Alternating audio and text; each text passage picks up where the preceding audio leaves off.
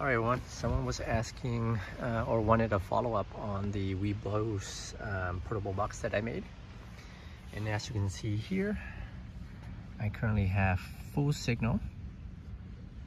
Okay, the antenna is right next to the phone, and it works best when you're literally touching the phone. If you're a couple foot away, you're only going to gain about 1 bar. But in this case, I went from 1 bar to 4 bars. And I'll demonstrate really quickly by turning off the power. Okay, so power's currently off. And you can kind of see the signal dropped right away to 1 bar again. I will fire it back up. And back up to 4 bars. So just really quickly, here's the setup. I typically power it with the onboard power, but I've burned through this power already. It's been a few days. The amount of power I have on here seems like it'll run for like 10 hours, and I left it on last night, so I burned through that already. So I'm currently powering it with this Jackery 2000 Pro. And here's how I have it set up. The antenna is mounted there. Top of a camping light. So someone was wondering if it works. It in fact does work. One thing to note, the small little antenna that this unit came with was a shark fin antenna. That didn't work at all, or not very well at all. As soon as I upgraded to that bigger antenna, I started seeing much better results. Okay. And again, you really have to be right next to the interior antenna, literally within a feet or even touching the phone. That'll get you the best gain. If you're a couple foot away, like it is now, you notice very quickly that it'll drop. Okay, let me see. Oh, it's still good actually. But yeah, typically when I'm more than a few feet away, I'm only getting an extra bar. So it dropped a little bit to 3 bars. I'm about 2 foot away. All right, so hopefully that helps. I know a few folks was wondering if this works.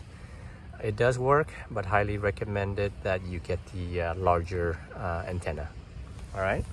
All right, everyone. So the start of this video was done at camp. It was a bit of an impromptu video. I wasn't actually planning on making a video, but since I was using it at camp and it worked pretty well, and I know a lot of people were asking for an update on how well it worked, so I figured I showed you guys on the field how well it worked. So I figured now I'll do a little bit more detailed walkthrough of the system and a little bit more information on how I used it and how well it worked. So as you saw in the video, it worked really well for that specific trip. Now keep in mind that was, I believe, was a best case scenario in terms of the performance you could see with this type of system. We were on the coast. There was very weak signal, but I do know there are cell towers along the coast, so having the antenna sit by the ledge of the cliff picked up the most amount of signal. So, you know, in most cases, you wouldn't be able to have that type of, I guess, scenario or use case. But on my particular trip, it worked out really well. I was seeing 0 to no bars or 1 to 0 bars. And with the weBoost setup right by the cliff, it boosted it all the way up to 4, which is very surprising even to me.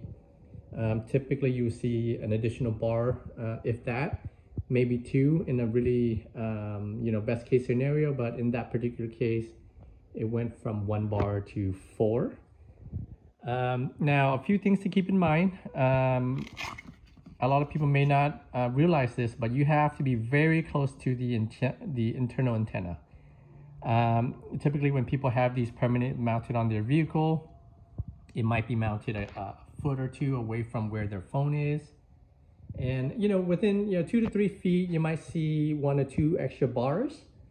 But during camp, I was actually just holding this right against my phone. And that, made a huge difference. It would go from 1 or 2 additional bar to 3 additional bar when this is literally within inches or touching the phone. As soon as you move it away, 2 foot, maybe 3 foot, you see a noticeable drop in signal. So that's one thing to keep in mind. Another thing to keep in mind is I initially, when I first built the system, it came with this shark fin external antenna. This doesn't work very well at all. I actually called weBoost, and they did mention that these larger antenna are, I believe, was about 3 times stronger than these. So I wasn't getting very good performance with these. As soon as I got one of these here, I started seeing noticeable improvements, in performance. One other thing to keep in mind as well is this external antenna and this internal antenna needs to be at least 5 foot from each other. And that was straight from weBoost. If they're too close, what would happen is they're going to be boosting each other's signal, and that's not what you want. You want this to pick up your phone and this to relay it to the cell towers, or vice versa. So, when I had this set up initially, the first few trips, I didn't see great results.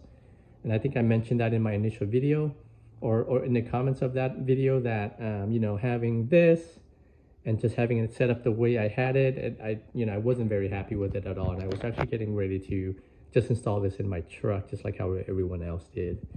But as soon as I figured some of that stuff out, got this larger antenna, and move them away far enough from each other, I started seeing much better results. So, again, make sure that the 2 antennas are at least 5 foot apart, further if possible. If you have them too close, it doesn't work very well. In terms of how I have the power here, so I have it the way I do. It's because I wanted to be able to turn it on and off and not splice into this cable in case I needed to unplug this and use it and plug it into my truck or another power source. But on several occasions, I would forget to unplug this and I would close the lid, and I think it would turn it on and it would burn my battery. So that's something to keep in mind. I probably should have recessed this a little bit further, so I may go back and do that. But the battery I have in here seems to be good for, maybe 8 hours. It draws about 13 to 15 watt, give or take, peak at like 19 or something like that, but it seems to stabilize out at around 13. This is a 10 amp battery. So, in a real world situation, 7 or 8 it's probably reliable. So this is good for, sporadic use. You don't want to keep this on all the time like I did. Having it on one night will pretty much burn through the battery. So I'm going to look into maybe upgrading the battery to a 15 or 20 amp to get a little bit more power. But fortunately, this is still intact, and I was able to just plug this into a power station, like a Jackery, and that'll run the system instead. So let me plug it in here, kind of show you guys the draw. Okay, so it's on, and you can kind of see it's outputting 13 watt, right? I see it peak all the way up to like 19, but 13 seems to be where it settles in at. So if you look at 13, divide that by 10 amps, and deducting maybe the 10% loss or 20% loss, you're going to get roughly 7 or maybe 8 hours out of a 10 amp battery. So I'll be looking into a larger battery. So anyway, I thought I'd do a quick follow-up on the initial video I started at camp, since that was, I do know it's a little bit harder to hear as well.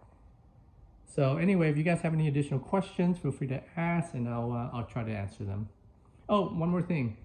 I have the antenna mounted on a camping light that I use, right? You can get these off of Amazon for like 90 bucks.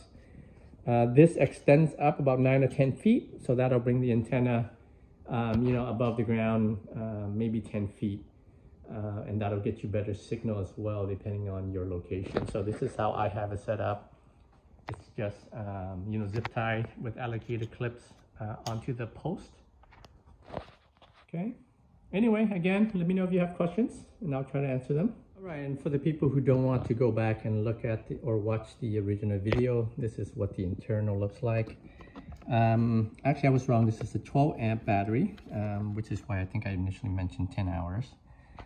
It's simply Velcroed to the bottom.